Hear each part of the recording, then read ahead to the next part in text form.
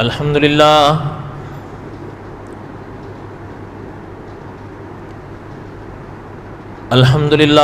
نحمده ونستعینه ونستغفره ونؤمن به ونتوکل علیہ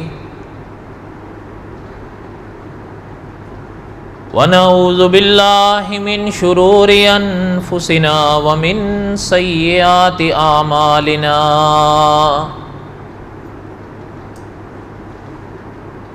من يهده الله فلا مضل له ومن يضلله فلا هادي له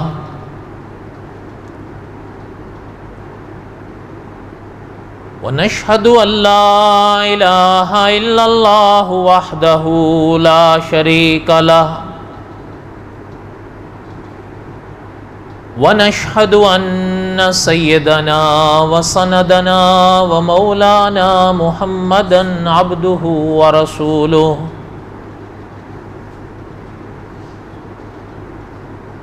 أما بعد أعوذ بالله من الشيطان الرجيم بسم الله الرحمن الرحيم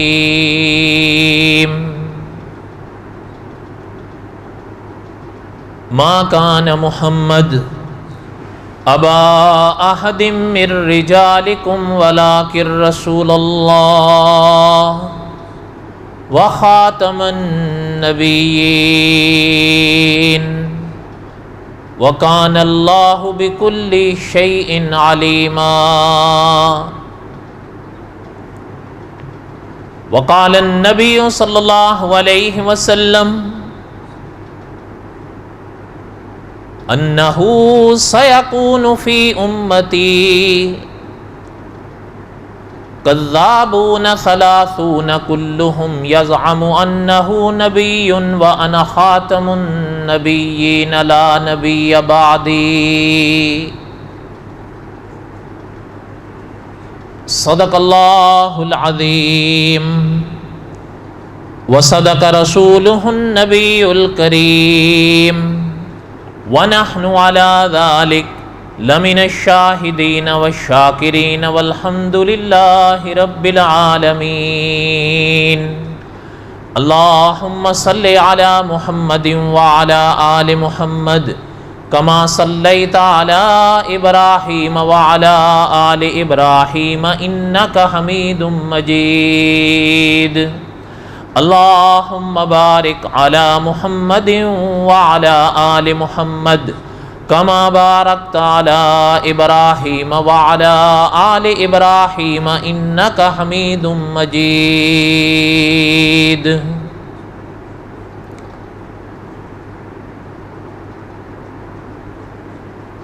آج کے انشاءاللہ جمعے کے بیان میں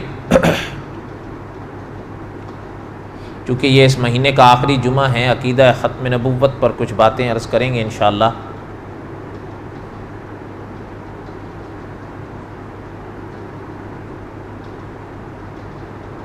اور جو حدیث پاک میں نے ابھی آپ صلی اللہ علیہ وسلم کی پڑھی ہے،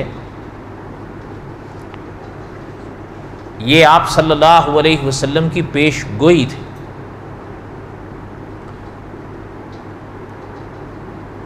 کہ جس میں آپ صلی اللہ علیہ وسلم نے 29 لوگوں کی پیش گوئی فرمائی جنہوں نے آپ صلی اللہ علیہ وسلم کے بعد نبوت کے دعوے کرنے تھے اور کیے۔ علماء محققین کے نزدیک اکثر پورے ہو گئے ہیں، چند ایک باقی ہیں جو قیامت سے پہلے پہلے پورے ہوں گے، وہ ہم نے ابتدا میں پڑھ لی۔ ان لوگوں کے حالات پر کچھ باتیں پڑھ رہا تھا میں، ظاہر بات ہے سارے تو نہیں پڑھے جائیں گے لیکن چند ایک پڑھیں گے، اور مقصد یہ ہے کہ دیکھیں یا پڑھیں کہ اس زمانے کے جو مسلمان تھے انہوں نے ان فتنوں کے زمانوں میں یا فتنوں کے حالات میں کیسے اپنے آپ کو سنبھالا۔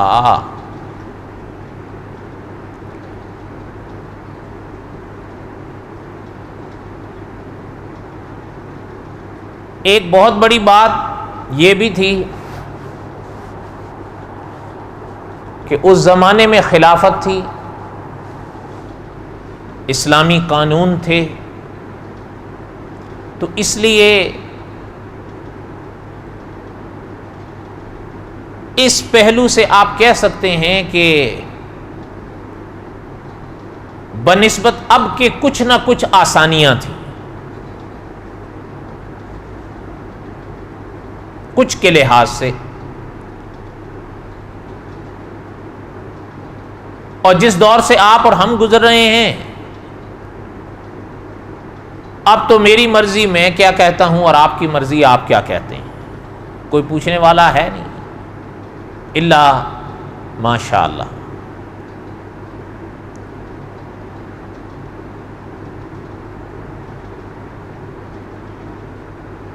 اس زمانے میں اس طرح کے لوگ آتے رہے، ان میں سے کچھ کے واقعات ہم نے پڑھے اور کچھ کے انشاءاللہ پڑھیں گے۔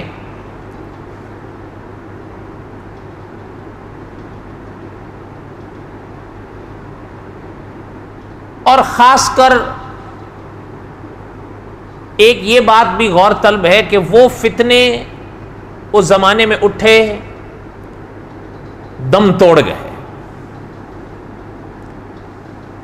لیکن اس عنوان پر فتنے اب بھی موجود ہیں۔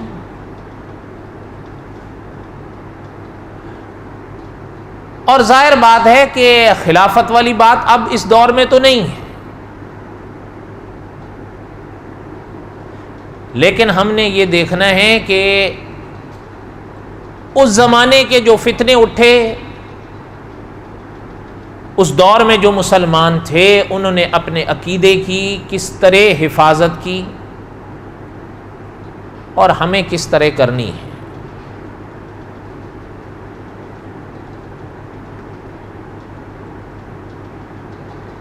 مناظر ختم نبوت مولانا منظور احمد چنوٹی رحمۃ اللہ علیہ فرمایا کرتے تھے کہ اخیر کے دور میں جب یہ اس طرح کے فتنے اٹھے، کئی ملکوں میں اٹھے، کچھ ایسے رہے کہ وہ اپنے علاقے سے باہر مشہور نہ ہو سکے، ان کو اپنے علاقے سے باہر کوئی نہیں جانتا، اب بھی ہیں ایسے، لیکن کچھ ایسے فتنے تھے جو عالمگیر تھے، اپنے علاقے میں اٹھے لیکن پوری دنیا تک وہ فتنہ پہنچا۔ حضرت چنوٹی صاحب رحمۃ اللہ علیہ فرمایا کرتے تھے، ظاہر بات ہے کہ خلیفۃ المسلمین والے اختیارات تو علماء کے پاس نہیں تھے، لیکن زبان اور قلم تو تھی۔ علماء نے ان دونوں سے کام لیا اور آپ صلی اللہ علیہ وسلم کی امت کو سنبھالا۔ اور بڑی پرانی بات ہے، دو سلسلے ہیں نا، ایک بادشاہوں کا ہے اور ایک علماء کا ہے۔ حکیم الامت مولانا اشرف علی تھانوی رحمۃ اللہ علیہ فرماتے تھے کہ بادشاہوں کی ذمہ داری ہے، مسلمان بادشاہوں کی ذمہ داری ہے کہ وہ وجود کے لحاظ سے مسلمانوں کو مٹنے نہ دیں، اور علماء کی ذمہ داری ہے کہ وہ عقیدے کے لحاظ سے مسلمانوں کو بگڑنے نہ دیں۔ ظاہر بات ہے علماء کے پاس خلیفۃ المسلمین کی تلوار یا ہتھیار تو نہیں تھے، لیکن علماء کے پاس زبان تھی، قلم تھا، اس سے علماء نے کام لیا، اور جو فتنہ اٹھا امت کو اس فتنے سے آگاہ کیا، خبردار کیا کہ بھئی یہ فتنے ہیں۔ ذکری فتنہ اٹھا، بابی فتنہ اٹھا، بہائی فتنہ اٹھا، قادیانی فتنہ اٹھا، ہر میدان میں علماء نے اپنی ذمہ داری کو ادا کی ہے، اور الحمدللہ امت ان فتنوں سے بچی بھی۔ کچھ بدنصیب ایسے ہوئے جو ان کی زد میں آئے، لیکن اس میں قصور ان کا اپنا بھی تھا۔ بہرحال یہ تفصیلات لمبی ہیں، نہ اتنا وقت ہے نہ اتنا موقع ہے۔ یہ جملہ اگر یاد رکھ سکیں تو یاد رکھا کریں، مولانا اشرف علی تھانوی رحمۃ اللہ علیہ کا بڑا مایہ ناز جملہ ہے یہ کہ مسلمان بادشاہوں کی یہ ذمہ داری ہے کہ وہ وجود کے لحاظ سے مسلمانوں کو مٹنے نہ دیں، اور علماء کی یہ ذمہ داری ہے کہ وہ عقیدے کے لحاظ سے مسلمانوں کو بگڑنے نہ دیں۔ اس لیے ہمارے اکابر فرماتے تھے کہ عوام نماز جمعہ ادا کرنے آئیں گے، ان کے اعمال کے سنگ سنگ ان کے عقیدوں کا خیال رکھو، اور کمال تو یہ ہے کہ اللہ نہ کرے اگر کسی شخص کے عقیدے میں کوئی جھول ہے اور وہ کسی مسجد یا درسگاہ میں آیا نماز جمعہ ادا کرنے، تو کمال یہ ہے کہ اس ممبر اور اس محراب کی ندا سننے کے بعد وہ اپنے عقیدے کی اصلاح لے کر اٹھے، پھر کمال ہے۔ لیکن اگر آگے میں ہی کچھ نہ بیان کروں وہ بیچارہ کہاں جائے؟ اب کتابوں وال تو ہم جائیں گے۔ تو بہرحال اللہ تعالیٰ رحم فرمائیں، کچھ حالات ہم نے ایسے لوگوں کے پڑھے، چند ایک اور سنے۔ میں نے پہلے عرض کیا سب کے نہیں پڑھیں گے، اور زیادہ جن کے طویل ہوں گے جو گزر چکے ہیں وہ بھی نہیں پڑھیں گے، البتہ ان کو پڑھنے کی کوشش کریں گے تفصیل سے جو اب بھی ہیں، اس دور میں بھی ہیں۔ جو گزر گئے ان پہ زیادہ ضرورت ہے اس لحاظ سے، یا جو موجودہ ہیں ان پہ زیادہ ضرورت ہے؟ بولو۔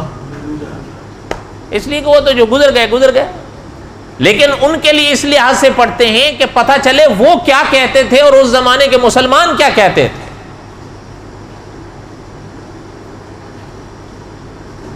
گزشتہ درس عقیدہ ختم نبوت میں ایک خاتون کا کچھ حالات ہم نے پڑھے تھے جنہوں نے آپ صلی اللہ علیہ وسلم کے بعد نبوت کا دعویٰ کیا، لیکن اللہ کا کرم ہوا کہ اس دنیا سے جانے سے پہلے اللہ نے ان کو توبہ کی توفیق دی۔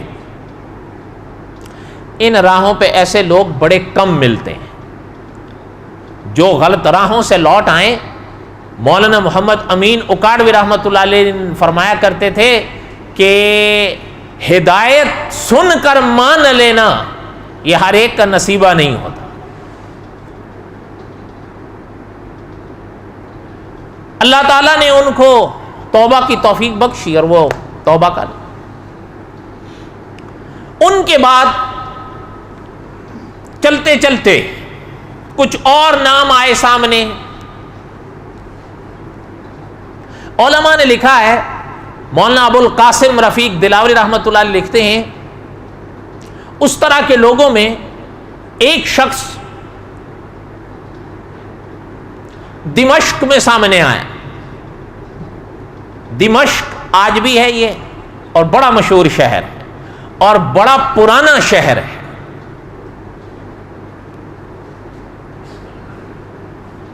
اس کا نام کتابوں میں حارث ملتا ہے، حارث۔ اچھا یہ بھی آپ سنیں کہ اپنا اس طرح کے واقعات میں ہمارے لیے آپ کے لیے اسباق بھی ہوتے ہیں نا، اسی لیے تو دہراتے ہیں، ورنہ پھر کیا حاصل ہوگا۔ وہ جب چلا تو یہ نہیں پتہ چلتا کہ یکدم چلتے ہی اس کی نیت میں کوئی فطور آ گیا۔ وہ اٹھا، اس کو خیال آیا کہ ایک دن ہم نے مرنا ہے، کیوں نہ اپنی زندگی کو عبادت کی نظر کر دیا جائے۔ یہ خیال اس کا اچھا تھا یا برا تھا؟ نے کہا عبادت میں زندگی گزارنی چاہیے۔ انہوں نے عبادت شروع کر دی، ایسی عبادت کتابوں میں اس کی نظر آتی ہے یا محسوس ہوتی ہے کہ انسان سوچ بھی نہیں سکتا۔ میں اور آپ تو فرض نماز مشکل سے پوری کرتے ہیں، بلکہ اب تو علماء کے ہاں یہ سوالات لکھے ہوئے آتے ہیں کہ جی اس مشینی دور میں اور اس میڈیا کے دور میں صرف فرضوں پر نہ اکتفا کر لیا جائے۔ انا للہ و انا الیہ راجعون.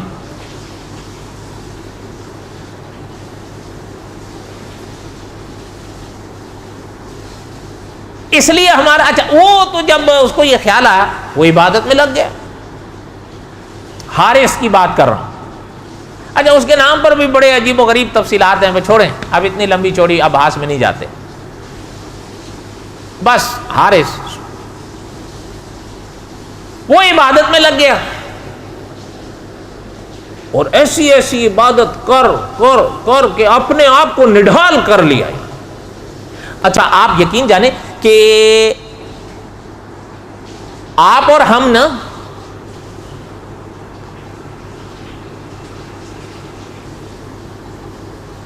جب بولتے ہیں خوب بولتے ہیں, ویسے صحیح بات ہے یا غلط بات ہے؟ خوب بولتے ہیں, صحیح بولیں غلط بولیں جو بھی آئے بولیں, بولے چلے جا رہے ہیں. حالانکہ یہ بھی ایک المیہ ہے.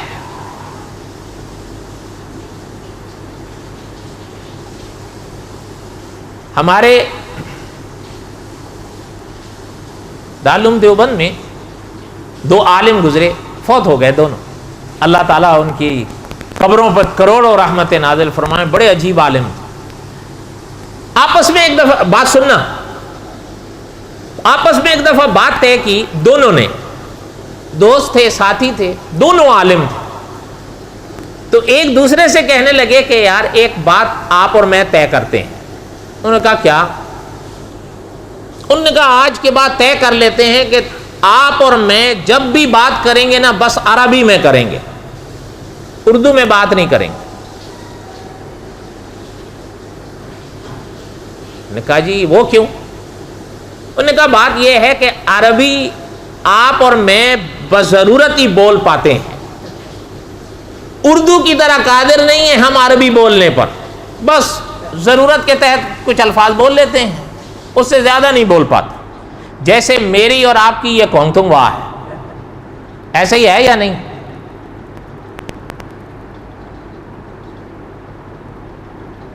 انہوں نے کہا ضرورت کے تحت عربی بول لیں گے.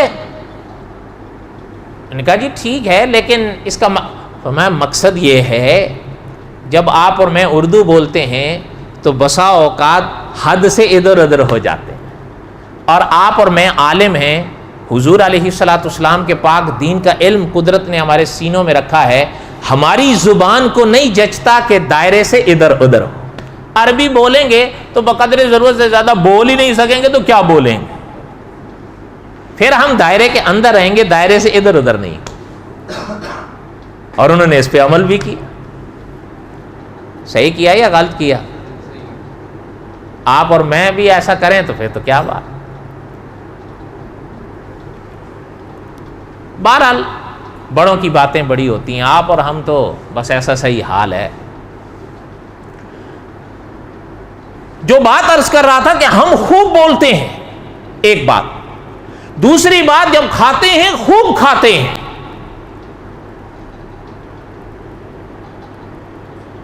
کبھی کبھی اچھا یہ اللہ تعالی کرم فرمائے, یعنی آپ کے اور ہمارے دور کے علماء کا اللہ تعالیٰ موجودہ علماء کو جو حیات ہیں اللہ تعالیٰ تا حیات سلامت رکھیں.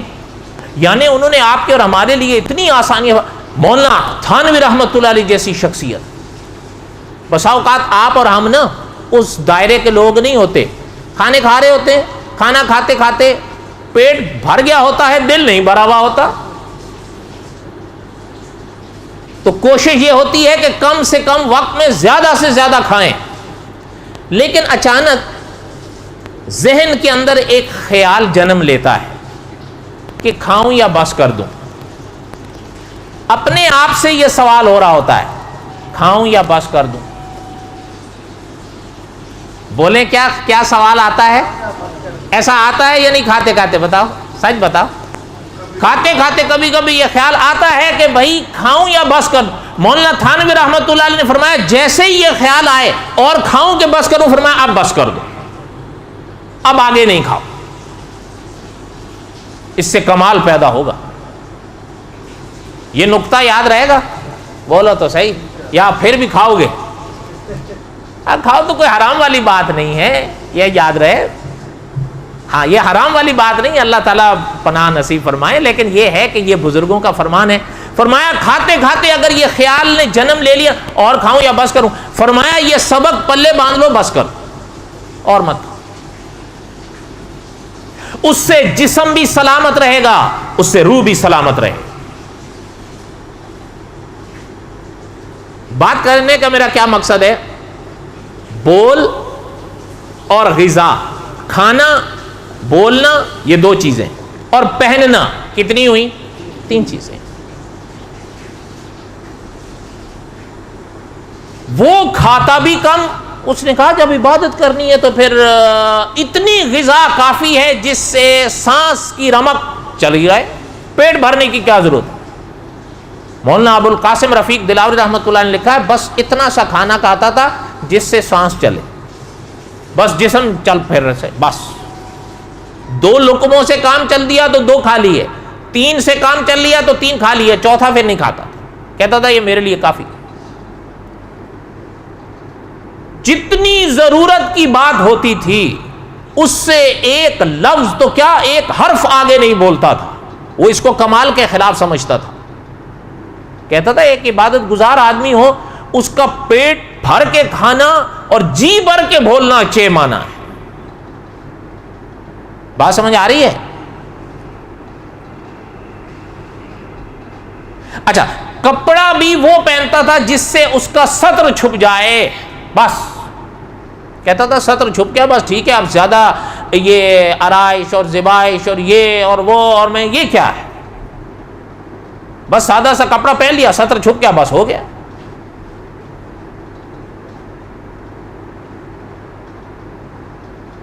آپ اور میں بھی ایسا ہی کرتے ہیں، سوچ کے بتانا. اچھا عبادت میں نڈھال ہو رہا ہے، کھانے پینے کا اپنا خیال رکھ رہا ہے. اچھا جو شخص سانس کی خاطر کہ سانس چلے 3 نہیں تو 4 لقمے کھا لیے، وہ حرام کھائے گا؟ بولو.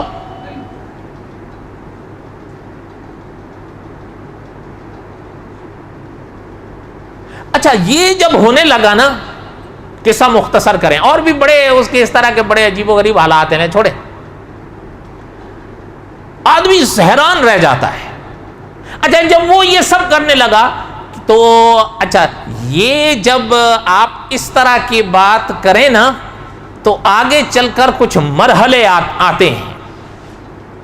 اس مرحلے میں اگر کوئی بڑا آپ کی رہنمائی کے لیے نہ ہو تو ممکن ہے پھر حارث بن جائیں.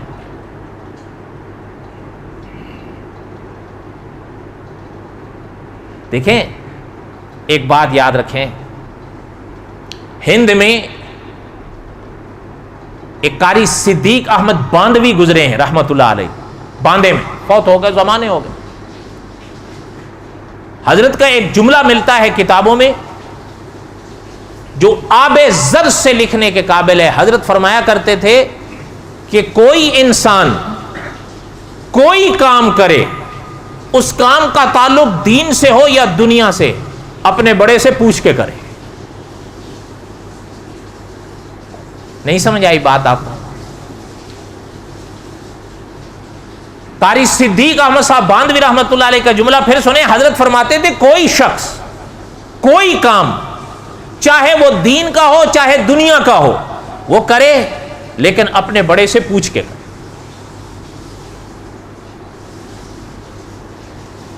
یہ حضرت کا اصول ہوتا تھا.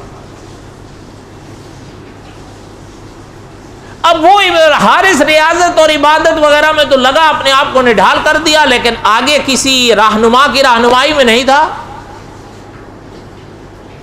اچھا جب رہنمائی میں نہیں تھا تو پھر حارث بن.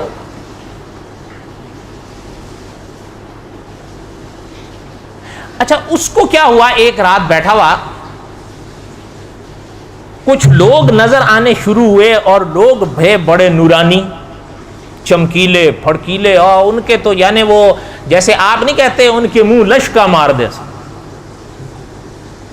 اس کو خیال پہلے دیکھا تو اس کے بعد وہ غائب ہو گئے. سوچ میں پڑ گیا بھئی یار یہ کیا ہوا ہے میرے ساتھ. اب خیال آنے لگا, میں کہتا ہوں وسوسہ آنے لگا. ایک خیال ہوتا ہے, ایک وسوسہ ہوتا ہے. لفظ تو ہے خیال, میں کہتا ہوں وسوسہ آنے لگا. وسوسہ کیا تھا؟ جب وہ نورانی شکلیں دیکھی نا, چمکیلی, ایسی کہ لشکے مار رہے ہوں, اب اس کو اچھا وہ سامنے آئے اور غائب ہو گئی. تھوڑی دیر کے بعد گھوڑے ظاہر ہوئے. کیا ظاہر ہوئے؟ گھوڑے. اور گھوڑے کے اوپر جو وجود ہے وہ بھی نورانی ہے. یہ کدھر جاتا ہے, کدھر جاتا ہے, کدھر جاتا ہے, کدھر جاتا ہے. اس کے بعد چلے گئے اور دیکھا تو اوپر کی طرف چلے. اب سوچنے لگا یہ کیا ہو رہا ہے,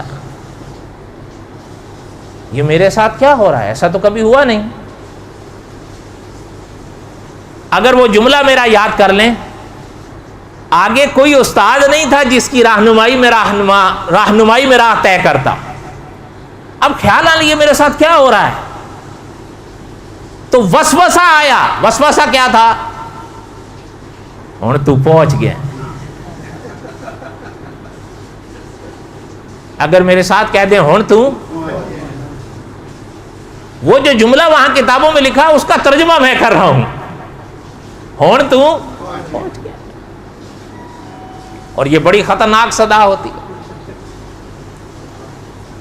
کبھی کبھی آپ اور ہم ایک چیز کو اچھا سمجھتے ہیں, ضروری نہیں ہے وہ اچھی ہو. کبھی کبھی ایک شے کو آپ اور ہم, شے تو دور کی بات نہیں, کبھی کبھی آپ اور ہم ایک شخص کو اچھا سمجھتے ہیں, ضروری نہیں ہے کہ وہ اچھا.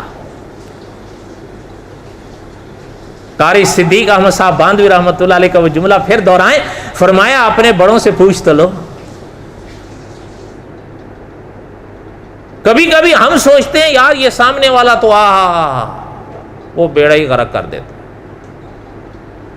اس لیے ہمارے بعض اکابر نے اس موقع پہ بڑا عجیب جملہ فرمایا کرتے تھے کہ لباس خضر میں پھرتے ہیں ہزاروں راہزن. خضر کا لباس پہنے ہوئے ہزاروں راہزن گھومتے ہیں. راہزن کس کو کہتے ہیں؟ بولو تو صحیح. ڈاکو کو کہتے ہیں. کوئی کیا ترجمہ کر رہا ہے, کوئی کیا ترجمہ کر رہا ہے. ڈاکو کو کہ وہ تو جب میں نے شعر پڑھا تو آپ کے چہرے ہی مجھے بتا دیے کہ ماشاءاللہ آپ خوب سمجھ لی ہیں. ڈاکو کو کہتے ہیں اللہ کے بندو. ویسے کوئی گلے کی بھی بات نہیں. وہ داغ نے کہا تھا کہ آتی ہے اردو زبان آتے آتے. ایسے ہی ہے نا, ہماری قومی زبان ہے مگر اس پہ ہم لوگوں کا یہ عبور ہے ماشاءاللہ, کیونکہ پڑھتے جو نہیں. بہرحال خیر, میں جو عرض کر رہا تھا اس کو خیال ہے, انہوں نے کہا پہنچ گیا. مولانا ابو القاسم رفیق دلاوری رحمۃ اللہ علیہ نے لکھا ہے, اس کا ایک باپ تھا, والد زندہ تھا, اس کا والد تھا زندہ تھا, لیکن وہ ایک کہاوت ہے نا آپ کے ہمارے دیار کی کہ نیم حکیم تو خطرہ ہے, بولو تو صحیح, نیم حکیم تو خطرہ ہے. اور اسی کے سنگ کا ایک محاورہ ہے, ہاں وہ غالباً ہولا میں رہتا تھا, جہاں تک مجھے اس علاقے کا نام یاد آ رہا ہولا ہی تھا, اگر کوئی غلطی ہوگی تو میری طرف سے. اس نے باپ کو خط لکھا